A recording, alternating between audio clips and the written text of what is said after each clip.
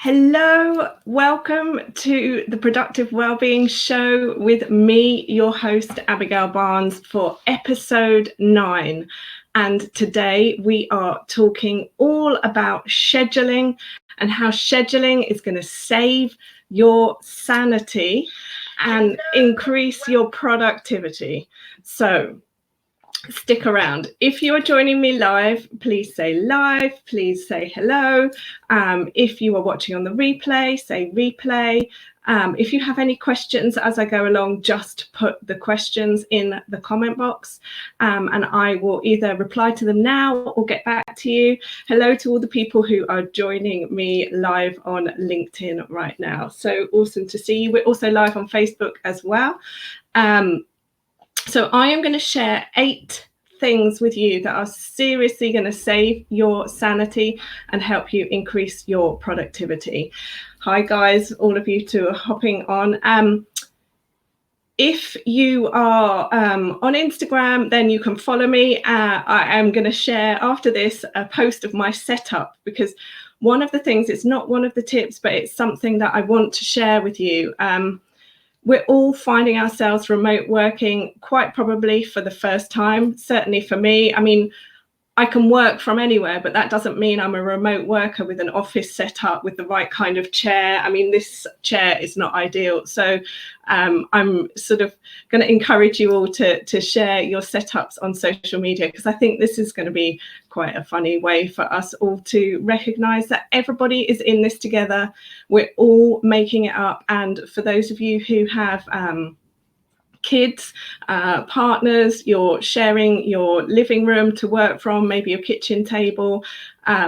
Let's just try to be patient and understanding with ourselves and with others. We are all doing our best. So let me share. I've written them all down so that you can see them as well. And I'm going to talk you through them.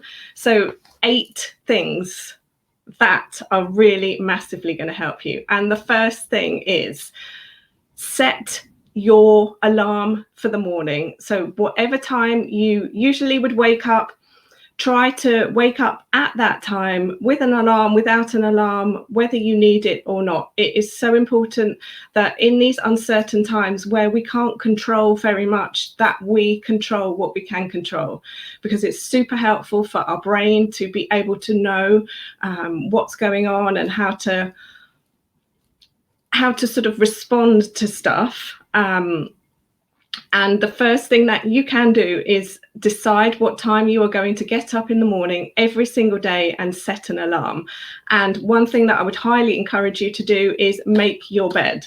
So whatever happens, you've got a win in the bank already. You've made your bed. The second thing, have a morning routine, exercise or movement, whatever that is for you. If you are able to take a walk, then maybe use that morning time to take your walk. A self-care routine will save your sanity. It will also help keep you active and mobile during these uncertain times. Our bodies still need to move. We're not commuting now. We're not going to meetings. We're not going anywhere. So we still need to keep mobile, keep active, and look after ourselves and look after our bodies. We on our website have something that we call the 8-minute challenge, which is 8-minute activities. So for those of you who don't know what you could do in the morning, you are welcome to go take a look at that free challenge. We're going to be updating that today so that we'll sort of include more things to make it suitable to the current climate, if you like. But there's an 8-minute yoga, there's an 8-minute physical energizer workout, there's information about how to do gratitude journaling, reading. There's a recommended list of books. So if you're finding yourself looking for things to do, then that is a great place to go. The third thing, decide what time you are going to start work. And it might not be a decision that you can make, but if you're joining me and you work for yourself, then you can decide what time you are going to start and set that as a date or an activity in your your list and get dressed. It may sound really crazy, but years ago, somebody said to me once, dress for the job you want, not for the job you have.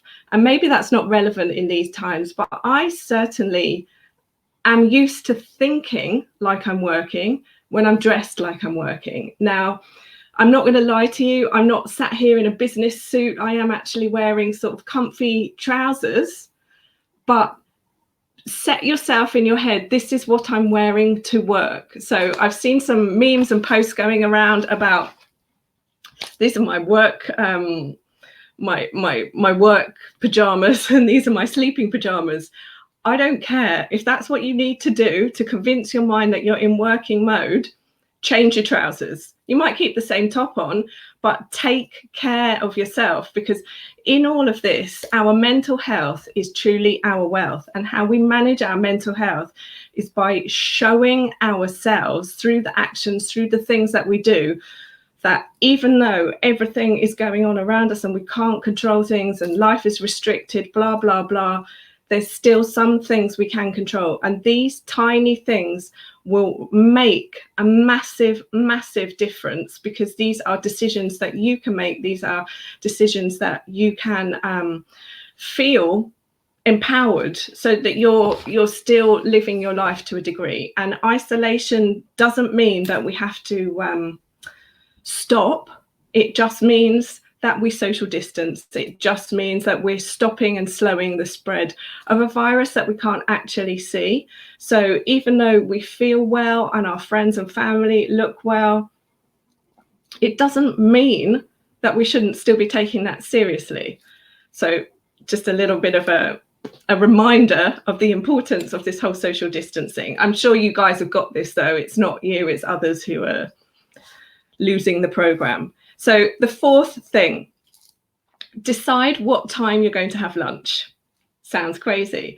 If you're in a big team, chat about this with your team. Maybe you have team lunches together with the phone. Maybe you all, I don't know, do it on Google Hangouts, because I think Zoom is going to take a hit with the bandwidth. I'm not sure about you, but a few of my Zoom calls are not working so much, so I'm looking at other platforms. So Google Hangouts, and maybe you all talk about what you're having for lunch, so that you actually are having a break from the whole work thing. And I would highly suggest that you eat your lunch away from your desk. Now, we've all got odd setups, so none of us want to spend all of our time in the same place. So take your lunch somewhere else. If you're fortunate enough to have outdoor space, make the most of the sunshine that's in the UK at the moment. I don't know where you're joining from, wherever you are in the world. Just make the best of what you've got, and give yourself that lunch time. And so if you can take an hour, take an hour. If you can only take 30 minutes, take 30 minutes. But in your head, block it off. This is the time I'm going to spend having lunch. Fifth thing, decide what time you're going to finish work and commit to finishing work at that time. I talked about this in another show earlier in the week. We don't want to spend 14 hours of every day doing our 8-hour workday. And what you'll start to realize is that this excuse that we've all been using, if I don't have enough time, is truly an excuse. We all do have enough time. It's not time management, it's task management. So I am hopeful and optimistic that after the crisis is over, a lot of us are going to be so much better at managing our time, managing our activities, and knowing how to say no and what to say no to. In with all of that, top tip for what time you're going to finish work, also schedule into that time your planning, your activities for the next day, so that you know the night before what you are going to do the following day, so that you're not getting to your desk, kitchen table, wherever it is, you're not getting to it in the morning and think, what do I have to do today? So set the activities the night before. Sixth thing, evening meal time. Put into your diary what time you are going to eat your evening meal. If you've got other people around, decide with all of you that it is going to be mealtime together, and get creative and think about sort of what can you cook from scratch. There's a few amazing chefs out there who are doing store cupboard cooking. I'm sure if you're on social media and you've got people that you follow, your favorites, they'll be doing things. Use this as an opportunity to learn a new skill, to learn something new. And the funny thing about cooking is it's actually a mindful activity. So if you are feeling slightly stressed and anxious, the act of cooking is going to help you to calm down. I used to think that there was something wrong with me because when I cook, I chop and I count. Kind of odd, especially carrots. So I will count how many times I cut the carrot in my head, not out loud. And I thought that I was going crazy. And if you resonate with this, say in the comments that maybe you do this too. Because when I shared it with a few people, they said, I do that too. It's a mindfulness thing. And I said, oh, I actually thought that I was going slightly mad, that I was counting the chops as I was cooking. Carrots, sweet potato, tomatoes, whatever it is, I would count chopping. So there we go. Mindfulness activity. So cooking is like a 2-for-1, a buy one, get one free. You're improving your mental health as well as your physical health because you're feeding yourself good stuff, and you're also calming yourself down. So slightly odd, but there we are. If anybody resonates, then please let me know. Otherwise, I'm going to feel like the people who told me maybe only told me to make me feel better. 7th thing, schedule your family, your friends, your admin, your study, your self-care time. So we've got all this time in the evenings. None of us can go anywhere. The default setting is to sit down and watch something on TV, on Netflix, online, whatever, on YouTube. There's absolutely nothing wrong with that. But if you are finding yourself doing this every day, you are going to get really freaking bored because you're staring at a screen all day and then you're sitting down to stare at a screen all night. After a few weeks, a few months, however long this lasts, you're going to start wondering why you've got these headaches. And that's because we are not designed to stare at things and do the same thing over and over. Staring at the phone, staring at the screen, staring at the TV, staring. So diarize different things that you can do in the evening. And this is one of our big things around work-life balance. When you're not working, you need to plan your life. You need to plan your life activities, and you need to know what it is that you're doing so that you're not just happening upon something or finding something, because there's so much information out there right now. We are not short of information and we're not short of entertainment, but get discerning about what it is. Start to control what you can control. Have fun, enjoy stuff, and don't just look at the time and go, oh, you know, it's bedtime now. What the heck have I just done with my evening? I have signed up for 2 courses with a platform called Coursera. And these courses are free, and they have got a ton of free courses on their website, on their app that you can do. And I've signed up for a wellbeing, happiness course and one about negotiation. And they have scheduled into my diary study time. So I have study time scheduled into my diary tonight.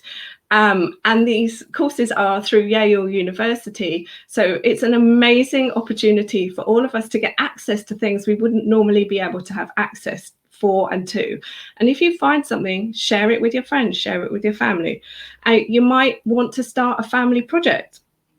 You might want to start a family project with your extended family. If you've got an older family, if you've got a younger family, you might want to start sort of a younger family project. Just get creative. If any of you remember this TV show called Blue Peter, they used to make things out of all sorts of things. Get creative. I'm sure, hopefully, you've got finished loo roll around your house. So what can you build out of loo roll? I don't know. Get creative. Get start thinking outside of the box and start controlling the things that you can control, but diarize those things. And then the 8th thing, bedtime. Decide what time you are going to go to bed and create that as a routine and have a bedtime routine. So I don't know about you, but I find that if I am looking at my phone or anything like that, that's it. My mind is awake.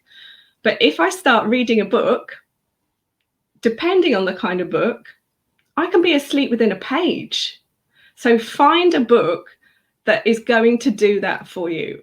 And the point of this exercise isn't really that you get through the book. The point of this exercise is that you're getting yourself into a good routine. You're getting yourself to get to sleep, because our bodies need to sleep right now. They need to repair. They need to deal with all of the overwhelm and anxiety and everything that is going on in our daily lives. Because what sleep actually does is it processes what's happened in the day. So imagine that these amazing brains of ours are like a computer, and all sorts of things are coming into this computer all day long. And our brain, when we go to sleep, is processing it, and it's sorting it, and it's going, store that, delete that, come back to that, work that out.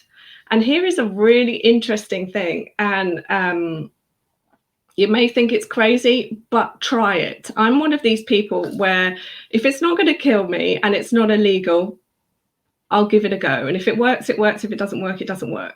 So try before you go to bed. If you've got a problem and there's something that you are really struggling to work out, try before you go to bed, asking your mind, asking your subconscious mind to wake you up in the morning with the answer. So it goes like this. Subconscious mind, I would like to know how to deal with X. Okay? So try that. Let me know if it works. If it doesn't work, don't do it. If it does work, keep doing it. If it does work, teach other people how to do it. Because what we believe, we create. And if we don't believe something, then it won't work. But if we believe it, then we have the opportunity to really change and really up-level ourselves during these uncertain and restricted times. We are not restricted to the things that we can try. And think of it like a buffet. This is a new thing Abigail's recommended. She does it. So I'll go to bed and I'll say, subconscious mind, should I do this? Should I do that? And when I wake up in the morning, the answer is there, because the answers are all inside of us. So when I do coaching with my clients, I am never telling them what to do. I am asking them questions and talking through the problems and the situations to help them to unlock their own answers. And nobody should ever tell us what to do, because then they're a dictator, and none of us want to be dictated to. And that's where this whole current situation is really hard for us, because we are not used to being told to stay at home and not leave our houses. So I really hope that these 8 tips are helpful for you from the point of view of working out what you can control. So from the top, again, set an alarm time and make your bed. Create a routine in the morning for exercising and look at our 8-minute activities. Decide what time you're going to start work and get dressed. Decide what time you're going to have lunch and eat it away from your desk. Decide what time you are going to finish work and plan for the following day. Number 6, decide what time your evening meal is going to be, and cook something from scratch and really enjoy cooking that. Number 7, schedule your family, your friends, your admin, your study, your self-care time. And finally, number 8, decide what time you are going to go to bed and create a routine for that, so that we are allowing ourselves to understand that even though there's big things that we can't control, there are still smaller things that we can control. Now, I really hope that that has been helpful for you. If it has, let me know in the comments. If you've got any questions, let me know. Also in the comments, please like and share this with your friends, with your peers, with your colleagues. So this show goes out every day at 11 o'clock. And for those of you who don't know who I am, I run a business called Success by Design Training, and our whole ethos is around helping professionals and organizations to create work-life balance using our 888 formula. And on tomorrow's Productive Wellbeing Show, I am so excited to bring to you an international motivational speaker called Richard Mccann, who is going to be sharing his story with us about how he has overcome the most incredible adversity I'm not going to say anymore. You have to tune in to hear him share his story, and he will be answering questions. So it might be a slightly longer show. Who knows? We'll have to see. But I am so excited to be able to have him on the show. And this is what comes out of a situation like this, is that people that we would never usually have access to are available. So watch out next week. We've got some awesome guests as well coming Monday, Wednesday, Friday next week.